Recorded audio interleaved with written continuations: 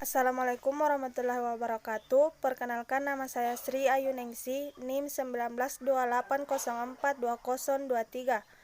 Yang terhormat Ibu Dr. Syamsida MPD dan teman-teman yang saya cintai dan saya banggakan. Baiklah, saya akan mempresentasikan tentang pemberian punishment yang tidak mendidik. Latar belakang. Fenomena-fenomena yang terjadi belakangan ini membuat problematika pendidikan semakin kompleks, hingga membutuhkan ketegasan dalam mendidik anak bangsa sesuai harapan dan cita-cita.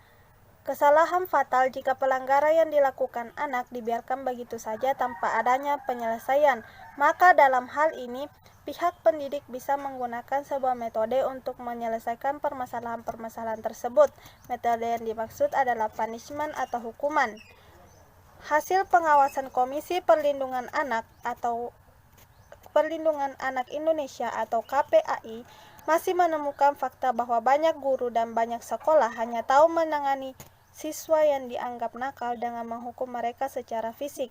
Mendidik dan mendisiplinkan siswa diyakini hanya bisa dilakukan dengan kekerasan berupa hukuman, padahal pendekatan kekerasan dalam mendisiplinkan siswa akan berdampak buruk bagi tumbuh kembang mereka. Selain itu, tindak kekerasan tersebut juga tidak akan membuat siswa menghentikan perilakunya.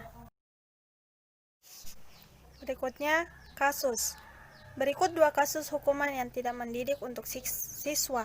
Yang pertama, pada zaman dahulu, sekitar tahun 1908 di negara Singapura, ada sebuah madrasah yang mencantumkan punishment dalam kurikulum pendidikannya. Madrasah tersebut memberikan hukuman bagi anak yang melanggar peraturan yang telah ditetapkan. Hukuman yang diberikan diantaranya dicerca oleh teman kelas di depan kelas, dikurung selama setengah hari, dan hanya diberi makanan yaitu roti dan air saja, dan dikeluarkan dari sekolah jika melakukan kesalahan berulang kali. Kasus yang kedua yang terjadi pada SMA negeri di Mojokerto, dilaporkan cedera parah dan lumpuh akibat dipaksa 90 kali squat jam. Selanjutnya adalah teori. Yang pertama adalah pengertian punishment. Punishment atau hukuman adalah balasan yang didapatkan akibat melakukan sesuatu yang melanggar peraturan tertentu. Punishment diberikan agar tercipta ketertiban dan kenyamanan saat belajar. Hukuman merupakan alat pendidikan yang berfungsi untuk menghentikan pola tingkah laku yang tidak sesuai dengan nilai atau norma. Selain itu, dapat membantu peserta didik menjadi dewasa dan bertanggung jawab. Salah satunya adalah berperilaku disiplin sesuai dengan peraturan yang telah ditetapkan. Selanjutnya adalah tingkatan punishment. Yang pertama, punishment asosiatif, di mana hukuman yang diberikan dapat menimbulkan asosiasi dengan kekalahan peserta didik. Yang kedua, punishment logis, hanya diberikan kepada anak-anak yang sudah memahami hubungan sebab akibat. Yang ketiga, punishment moral, di mana anak hanya sekedar menyadari hubungan logis antara kesalahan dengan hukuman dan menerima hukuman sebagai konsekuensi yang harus diterima.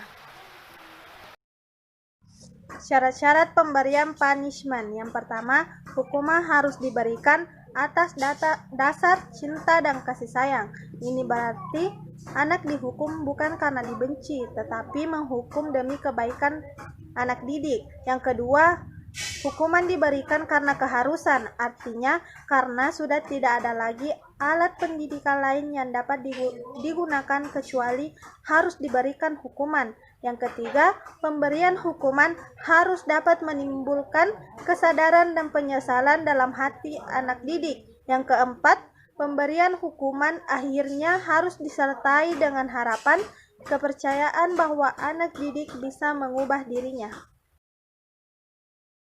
Prinsip-prinsip pemberian punishment. Yang pertama, kepercayaan terlebih dahulu, kemudian hukuman.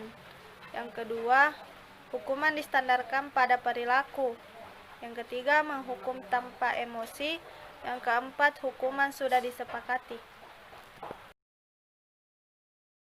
Selanjutnya adalah tujuan punishment. Tujuan punishment adalah untuk mencegah, mengoreksi, dan memberikan kesadaran kepada seseorang agar mereka memahami kesalahannya sekaligus memperbaikinya dan tidak mengulanginya di kemudian hari.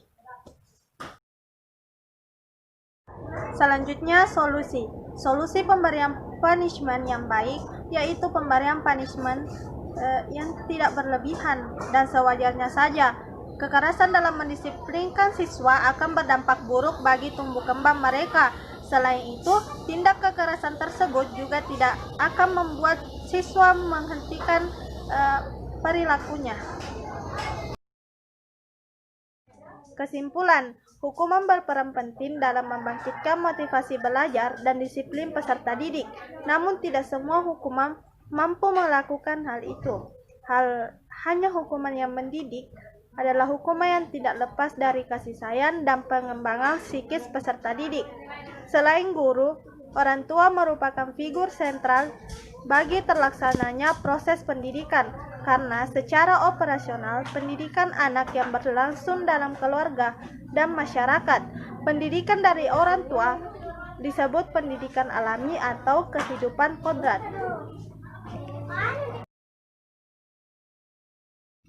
Baiklah, itulah yang dapat saya sampaikan dari video saya. Lebih dan kurangnya mohon dimaafkan. Wassalamualaikum warahmatullahi wabarakatuh.